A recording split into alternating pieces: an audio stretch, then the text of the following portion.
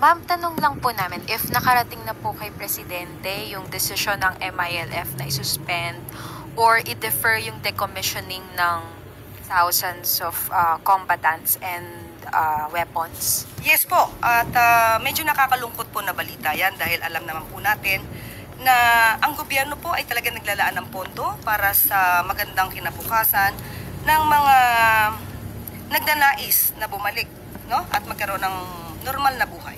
Napakahalaga ang decommissioning tungo sa kapayapaan. Ang problema lang nakalimutan ng gobyerno, napabayaan, nakatutok sila sa mga Duterte. Itong report galing sa Manila Standard. MILF stop decommissioning of remaining 14,000 combatants. Naku, napakarami pa. Malaking problema ito sa Mindanao. The separatist group Moro Islamic Liberation Front, MILF, has suspended the decommissioning of its remaining 14,000 combatants, citing the Philippines government failure to meet key provisions of the 2014 peace agreement. Sa panahon ni President Duterte, na-address na ang issue na to. Sana tuloy-tuloy ang kapayapaan, hindi matitigil. Sa halip na kaunlaran natin ang matatamo sa Mindanao, uulit na naman sa gera. Katulad po nung sinasabi na 100,000 cash assistance po sa bawat combatant, MILF combatant, at meron din pong nakalaan at inilaan noon na more than 400 billion worth for the socio-economic programs. Hindi lang po yan. Marami pa po at alam naman po natin yan. So siguro lamang po ay mas kinakailangan pa ng mas malalimang pag-uusap para mas maging maganda ang kahinat na nito para din sa miyembro po ng MILF.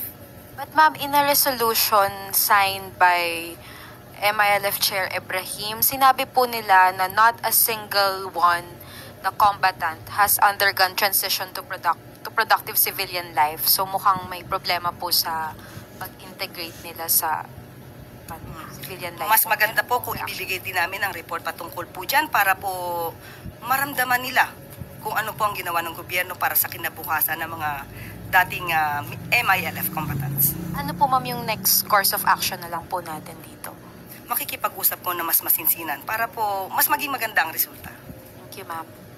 Nagpahayag ng kagalakan si Pangulong Rodrigo Duterte sa matagumpay na hakbang ng pamahalaan upang matamo ang ganap na kapayapaan sa Mindanao at sa buong bansa. Sa decommissioning ng MILF combatants sa Sultan Kudarat, Maguindanao, binigyang diin ng Pangulo na ang makasaysayang okasyon ay patuloy na matapat na hangarin ng Moro Islamic Liberation Front na makiisa sa pamahalaan sa pagsusulong ng kapayapaan at kaunlaran ng rehiyon. Isang makasaysayang araw para sa Bangsamoro Autonomous Region in Muslim Mindanao ang isinagawang decommissioning ng 1,060 combatants ng Moro Islamic Liberation Front, Bangsamoro Islamic Armed Forces sa Barangay Simway, Sultan Kudarat, Maguindanao. Pinangunahan ito ni Pangulong Rodrigo Duterte na nagpahayag ng kagalakan sa ikalawang yugto ng decommissioning activity. Truly warms my heart that we are able on our promise of a more inclusive, accountable and transparent government for the Bangsamoro. Maliban sa mga combatants, naging bahagi rin ng decommissioning ang pag-turnover ng 920 na matataas na kalibre ng armas. Pinangangasiwaan ito ng Independent Decommissioning Body